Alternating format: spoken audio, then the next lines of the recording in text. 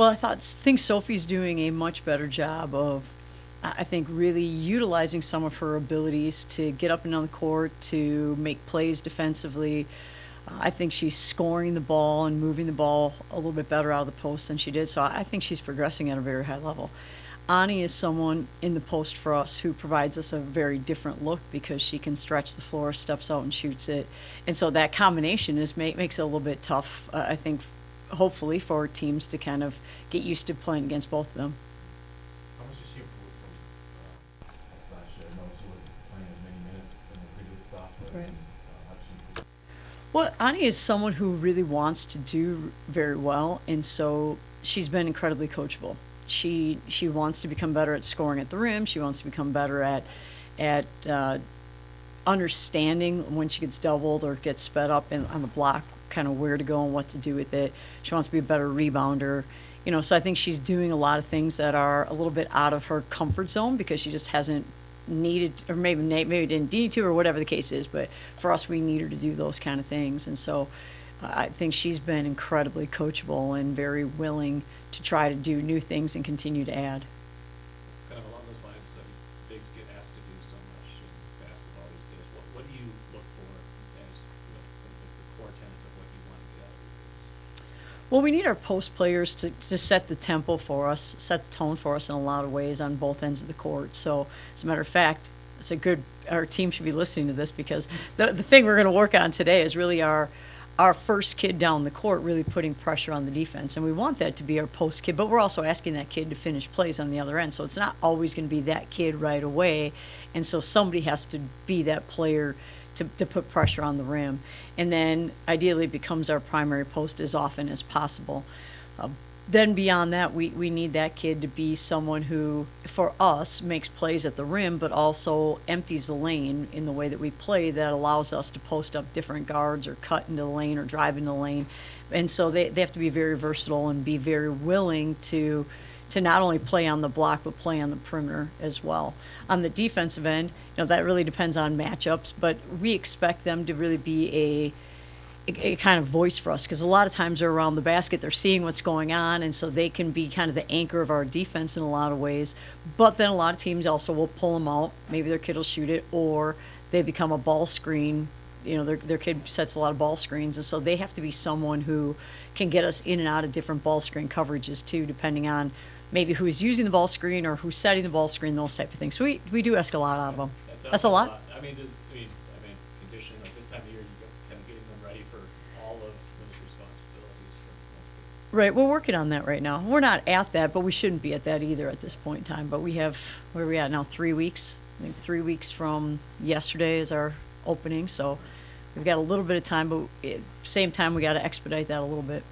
Now it's time to go a little faster, a little bit further, a little bit harder, a little bit longer, those type of things. How much do you put on Mara's shoulders just to continue to kind of be you have several good players, but Okay. she is kind of the star player on the team. How much do you keep putting on her shoulders during this season?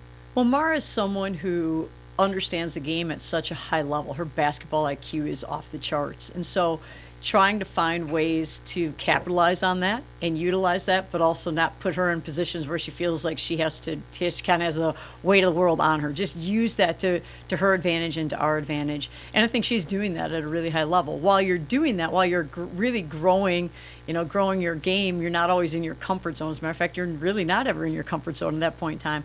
And so getting her to the point where she continues to grow and she's in this growth zone, but then by the time we get in 3 weeks from now, we get into season and we're really competing, that she feels really comfortable with that. And I think she's becoming that. We've in the times that we've scrimmaged against ourselves 5-on-5 or with our practice guys, you see her kind of growing her game and her understanding and helping some of the newcomers out. For example, if let's say Tori, who's kind of the front line of our defense, is at the rim, Mara last year was always the one that was back protecting for us, and now all of a sudden she's trusting someone else to get to that job so she can help out Tori and then do more than one thing. And so those are subtle changes, but they're really big changes. And if you don't understand the game at a high level, you may just go back because that was your job. But she understands now there's somebody already there. I don't have to do that. I can now be the person to help out. So those are ways that Mara's understanding of the game is just really, really special. She hasn't played yet, but as Tori arguably one of your better defenders already. She is, yeah. She's showing that, but she's also a young lady who can get to the rim and make a lot of things happen for us. Shoots it from the arc, so she makes a lot happen for us right now. Getting her to slow down is something that we have to continue to work on because she's so fast and she plays so fast. But most freshmen do, most sophomores do. Juniors start to slow down a little bit. Seniors kind of have a feel for what the game looks like and can play in an attack mode but still be in control. And so trying to get to that a lot faster is really important. Yeah, I know it's a big picture, but going into this season for you, just what do you like? What do you just know right away off the top with this team that you know maybe you didn't have last year? Well, we have more depth, which is great. We have more athleticism, I think, really kind of across the board. We have more understanding, and so what it's allowed us to do is really focus on 3 key areas. Where last summer we had to play overseas, which was great. It was a great opportunity, great bonding, all those type of things. But this summer we were able to focus on 3 key areas: offensive efficiency, ball handling, so we can play faster, more kids pushing up the court, and defensive disruptiveness. Well, that looks like a lot of different things, and how to do that. But we could focus on those 3 key areas. So then, when we got into kind of got into the point where we were now in official practices, we have the base down of who we want to be. Now we can throw in, a lot of coaches maybe spend time during the summer putting in their sets, their movement, those type of things. We really worked on those key areas. And within that, screening, reading, within the scoring efficiently and handling the basketball, defending, different screen actions. But we could focus on more minute details. But we had enough returners that they understood and they could help kind of guide the rest. So it's been fun. I think we have the ability to be a lot better defensively than we were last year, which is exciting for us and something, honestly, we need to be because we weren't really where we need to be last year. What do you think the transfer addition has added to this team that might have been lacking, and how have these changed your expectations for the season? Yeah, great question. We have 6 newcomers overall, 2 freshmen, and then 4 transfers. And our 4 transfers, we have 3 seniors, actually. So the first part is that it's brought us to become an older team in the league, and that's, well, even just for us, and that's really, really important, more veteran team. So that starts with Alexia, who is a point guard and someone who can apply pressure and get to the rim, a really good passer for us. Jordan, who is someone who is a post player for us and learning how to kind of fit into our system, still coming back from an injury. Then we also have Annika Stewart, who is, we talked about a little bit earlier, who can help us stretch the floor and make things happen. Great leadership abilities too. And then certainly Taylor Woodson, who is someone who obviously is kind of like a hometown kind of kid and really excited to be here and understands what it takes to be in the Big Ten because she's done that, but adds a level of, I think, athleticism, size, versatility to us as well. Does that bring like a sense of calm maybe to situations where the game starts to maybe turn one way or end a game situations that maybe were more difficult when you had the younger roster? It does, and one of the things that our players are really, really working on right now is to be the main communicators. We talk a lot about problem solving. One of the first questions I asked them, this was last summer, is how many timeouts do we as coaches or as a team do we get to call in a game of basketball?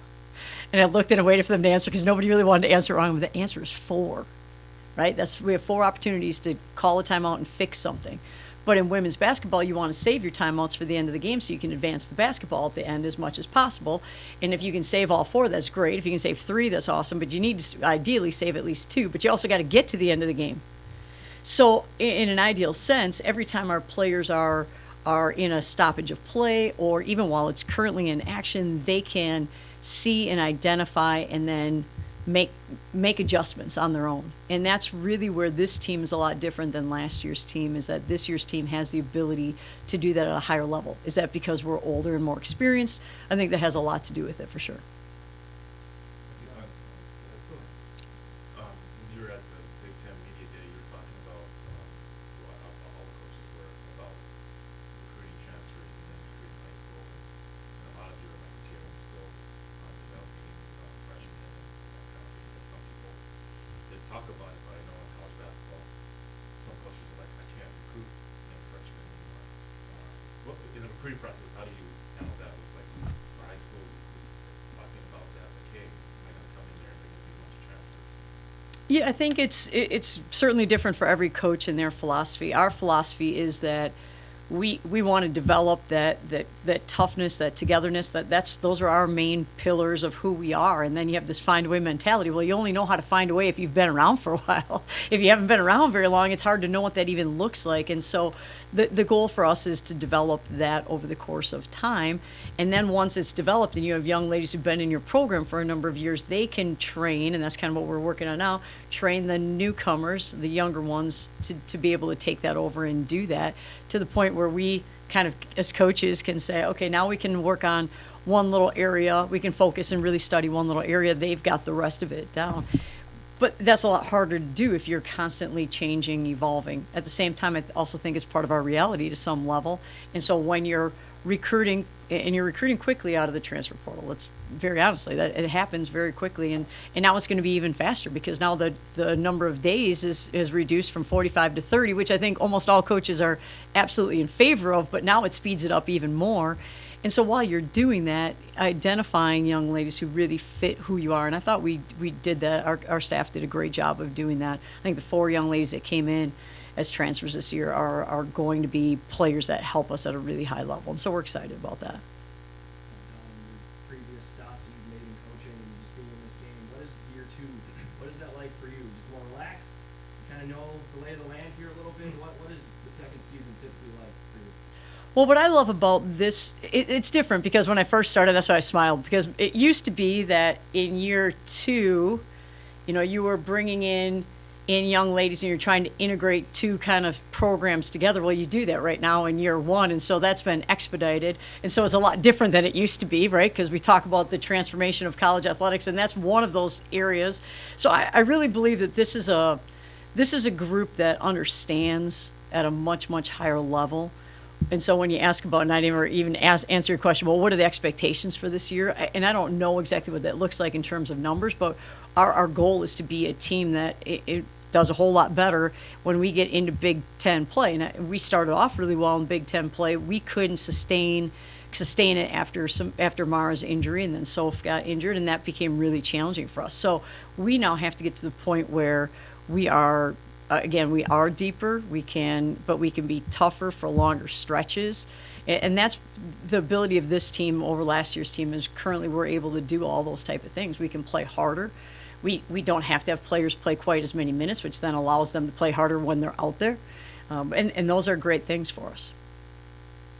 Speaking of the injuries, how big of a role do you think Kennedy is going to have in the Yeah, Kennedy's coming back still from her injury, so today actually is a big day for us. We get to go into controlled contact with Kennedy in some of the drills that we're doing. That's a really big moment in her transition, and she's ready for that. So it's hard to answer that right now, but she looks really good in doing what she's doing. Really been locked in. And I think our players who have been in practice but not necessarily in the drills have done a really good job of staying locked in and helping coach their teammates and identify areas. So when you're doing that, one big thing for us right now is when you're not in the game, whether that's in practice, in a game situation, you're on the bench, whatever, you need to really be locked into what's going on so that you can come in and give us a boost. I think that's something that Kennedy hopefully has the ability to do for us, is come in and give us a boost. I thought last summer before her injury, when we went overseas, her speed, her quickness, her ability to score, her ability to defend were all really, really good for us. So I don't know exactly what that looks like, but we're excited for her to come back. Any more questions for Coach? I have one. Yep, go ahead. What interested you in the Ryan Jacob? Oh yeah. That tournament is an incredible tournament for us. So we go to Arizona State, I think it's November 16th and 17th, really kind of early in our season. Most of the time when you play in a tournament, you're playing in a tournament around Thanksgiving time, and then a lot of teams can go play in one before Christmas or right after Christmas. The way our finals schedule runs and the way that our Big Ten season opens up, we're not able to play in any of those tournaments. So last year we didn't play in any tournaments. And we knew that was something we wanted to change about the schedule. And so we were able to actually find that tournament. Jason Jeske from our staff does our scheduling. He was able to find that tournament.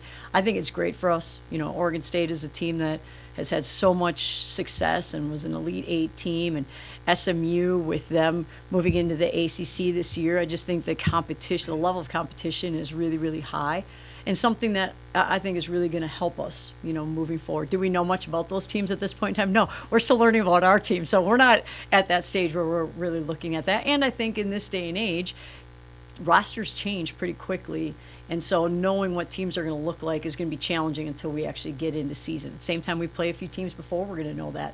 But then they also don't have the advantage of knowing that about us either. So, but that's only about 2 games, and then everything out there is. It used to be you asked about what year 2 was like. You had to exchange VHS tapes and copy those, and you could request up to 4 games a season from an opponent, and you'd figure out which ones. Now every single clip is out there, and so it becomes a lot easier to scout opponents. But it also becomes easier for them to scout you at the same time. So again, for us, that's why development is so key, because you can know what other teams are doing and you can know how they want to defend, but ultimately you still have to be prepared if they throw something different at you. You have to be prepared for that as well. And so that's why development is so huge for us too. Do you have time for one more question? We have none. Look at that. Okay, thank you. Thank you. Thanks.